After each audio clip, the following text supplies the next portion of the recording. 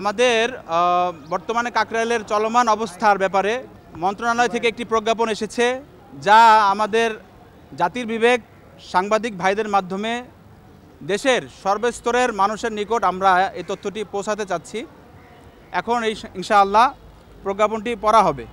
একই স্মারক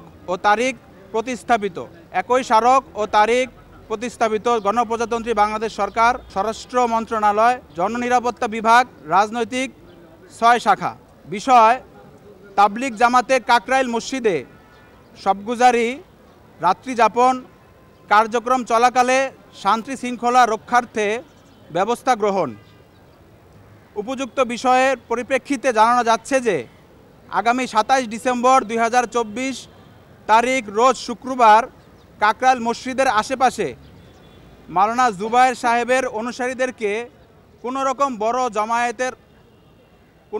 বড় জমায়েত হতে বিরত থাকার জন্য নির্দেশক্রমে অনুরোধ করা হলো। 2.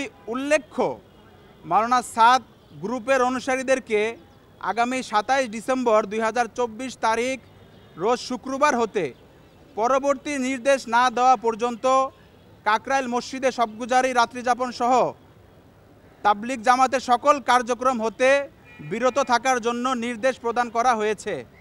আবার পড়া হচ্ছে: উল্লেখ্য, মাওলানা সাদ গ্রুপের অনুসারীদেরকে আগামী 27 ডিসেম্বর 2024 তারিখ রোজ শুক্রবার হতে পরবর্তী নির্দেশ না দেওয়া পর্যন্ত কাকরাইল মসজিদে শবগুজারি রাত্রিযাপন সহ তাবলিগের সকল কার্যক্রম হতে বিরত থাকার জন্য নির্দেশনা প্রদান করা হয়েছে।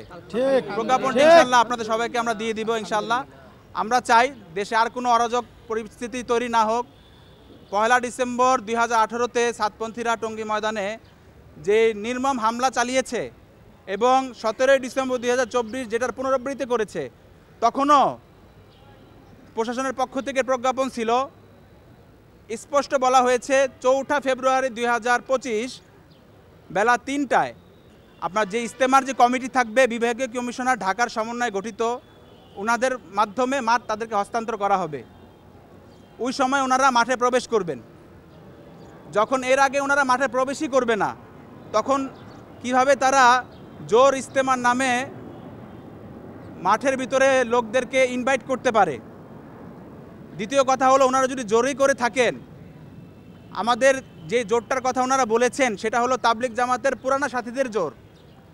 পুরানা সাথী বলতে ওই সমস্ত লোকদেরকে বোঝানো হয় যিনারা তাবলিগে 4 মাস বা 3 চিল্লা লাগিয়েছেন, এবং ওই সমস্ত ওলামায়ে কেরাম যিনারা কমপক্ষে 1 চিল্লা সময় লাগিয়েছেন বা তার অনুর্ধে 1 চিল্লা 3 চিল্লা বা সাল লাগিয়েছেন, ইনাদের জোর। কিন্তু ওনাদের চিঠিতে পুরা বাংলাদেশ ব্যাপী চিঠি আমাদের আপনার যে কপি আমাদের কাছে আছে এটাও আপনাদেরকে আমরা দিয়ে দিব। চিঠিতে উল্লেখ করেছেন সমস্ত লোক যারা 1 চিল্লা দিয়েছেন, 3 দিন দিয়েছেন, অথবা তাবলিগের কাজে কোনো না কোনোভাবে জড়িত সাতপন্থী সব সাথী যেন ময়দানে চলে আসে। যদি 3 চিল্লা সাথীদের জোর হয় বা পুরানো সাথীদের জোর হয়, সমস্ত সাথীদেরকে কেন তারা মাঠে আসতে বলবেন? দ্বিতীয় বিষয় হলো, এই যে সরকারের এক সিদ্ধান্তকে তারা অমান্য করলেন, বৃদ্ধাঙ্গুলি দেখালেন, এরকম এর পুনরাবৃত্তি যে আর কখনো না ঘটে, সাংবাদিক ভাইদের মাধ্যমে প্রশাসনের ভাইদের নিকট বলবো অবশ্যই যেন আপনারা এই বিষয়টা তদন্ত করেন এবং এর উপযুক্ত ব্যবস্থা গ্রহণ করেন। তৃতীয় বিষয় যেটা বলবো, ওনারা যে রাত্রের আধারে অন্ধকারে প্রবেশ করবেন, এটা তাদের পূর্ব পরিকল্পিত চিন্তাধারা ছিল, যার কারণে ওনাদের চিঠির ভিতরে অনেকগুলো আসবাব নিয়ে, অনেকগুলো সরঞ্জামাদি নিয়ে মাঠে প্রবেশ করার কথা বলেছেন। এর ভিতরে একটু উল্লেখযোগ্য ছিল টর্চ লাইট। বর্তমান বাংলাদেশের মধ্যে একটি দেশ, ডিজিটাল বাংলাদেশ যেটাকে আমরা বলি, যেখানে বিদ্যুৎ ঘাটতি হয় নাই বলা যায়। এখন বর্তমানে লোডশেডিং হয় খুবই কম, তাও শীতকাল।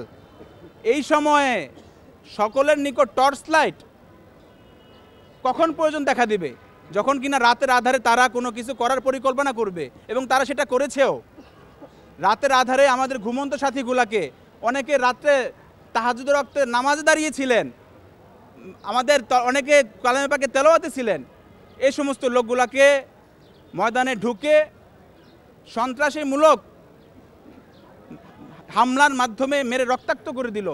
3 জন লোককে আমাদের শহীদ করে দিল। এখনও অনেক আমাদের সাথীরা হাসপাতালে মুমূর্ষু অবস্থায় আছেন।